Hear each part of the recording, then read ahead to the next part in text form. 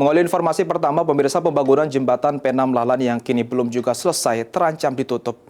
Jika dana pembangunan jembatan P6 Lalan yang roboh tidak terkumpul hingga 31 Desember.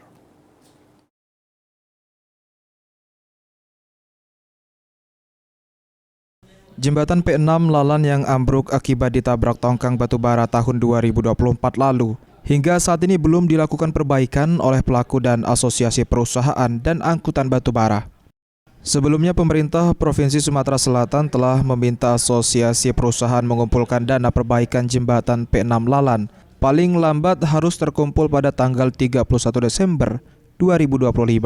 Menurut Gubernur Sumsel Herman Deru, apabila dana perbaikan tidak terkumpul hingga tanggal yang telah ditetapkan, Pemprov Sumsel akan menempuh proses hukum dan aktivitas lalu lintas angkutan batubara melalui jalur Sungai Lalan akan dihentikan sementara. Opsi pertama, uang terkumpul senilai sisa pembangunan jembatan P6. Begitu Pak? Benar.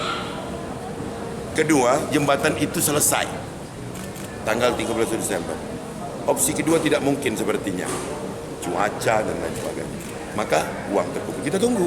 Kalau 31 Desember tidak terkumpul, berarti mereka bersepakat untuk tidak melalui alur itu dulu. Sepakat loh ini.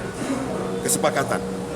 Sepertinya mereka memilih opsi mengumpulkan pendanaan sesuai dengan kerusakan jembatan tersebut. Sepertinya. Sementara itu, untuk penyelesaian pembangunan jembatan P6 Lalan, dana perbaikan membutuhkan anggaran mencapai 35 miliar rupiah. Eki Saputra, PAL TV.